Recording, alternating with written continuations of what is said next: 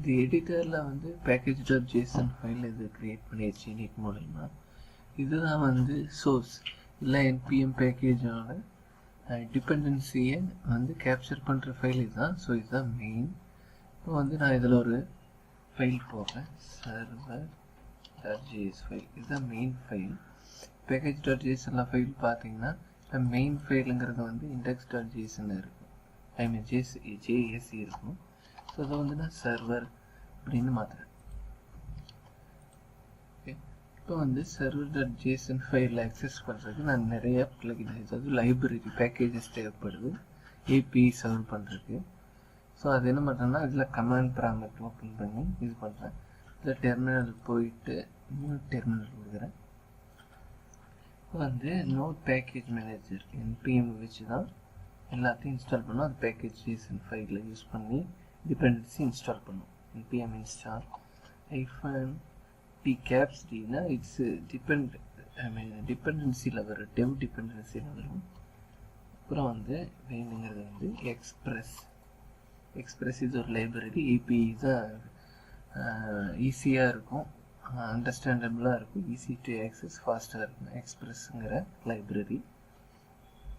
அடுத்தது வந்துட்டு இதில் வந்து நார்மலாக இந்த எக்ஸ்பிரஸ் மட்டும் நம்மளுக்கு போதும் இப்போதைக்கு. வேணும்னா அதில் எடுத்த பேக்கேஜ் நம்ம இன்ஸ்டால் பண்ணிக்கலாம்.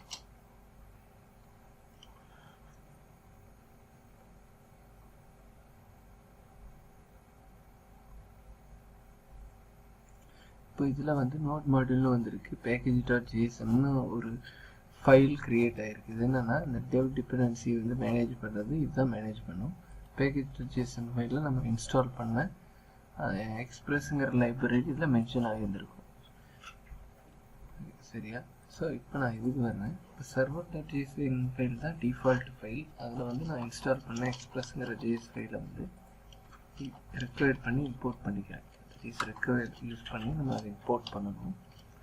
இந்த கோட்ஸில் எக்ஸ்பிரஸ். இப்போது அந்த கான்ஸ்ட் ஆப் ஒரு ஃபங்க்ஷன் கொடுக்குறேன். இது வந்து எக்ஸ்பிரஸ்ங்கிற இந்த லைப்ரரிக்கு வந்து ஸ்டோர் பண்ணிக்கிறேன். ஸோ இப்போ வந்து app.listen ஒரு ஃபங்க்ஷன் போட்டு இதில் வந்து நான் இதோட போர்ட் நம்பர் லோக்கலில் தான் இந்த ரன் பண்ணுறேன். ஸோ போர்ட் நம்பர் மட்டும் கொடுத்துக்கிறேன். 4000ங்கிற போர்ட் நம்பரில் சர்வ் பண்ணும் அப்படிங்கிற மாதிரி கொடுத்துட்டேன். ஏரோ ஃபங்க்ஷனில் வந்து console.logல சர்வர்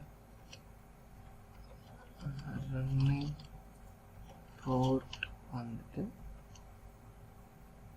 4000 மென்ஷன் பண்ணிக்கிறேன். சாரி, 4000 மென்ஷன் பண்ணிக்கிறேன். சிங்கிள் கோட்ஸ்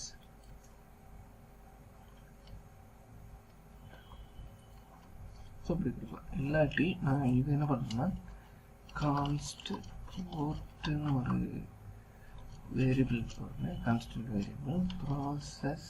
ஸோ இதுதான் நிற்க மெத்தடு env டாட் போர்ட்டுங்கிற வேரியபிள் இருந்தால் வரணும். இல்லாட்டி நான் கொடுக்குறேன் 4000 போர்ட் சர்வ் ஆகணும்னு கொடுக்குறேன்.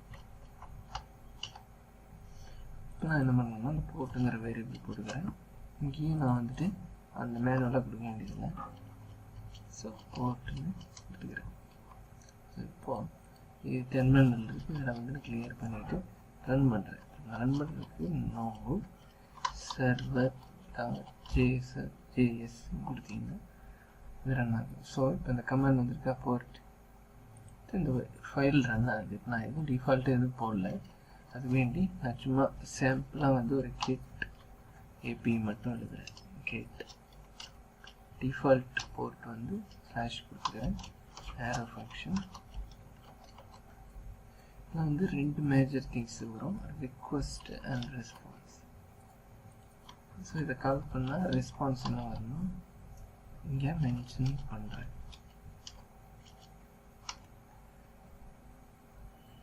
sample API testing. ஸோ நான் மறுபடியும் எடிட் பண்ணியிருக்கேன். இப்படி சேஞ்சஸ் பண்ணிவிட்டு அதே கமெண்ட் கொடுக்குறேன். இப்போ 4000 போர்ட், சாரி 15,000, சரி 4000 மாற்றிக்கிறேன். மறுபடியும் ரீரன் பண்ணுறேன்.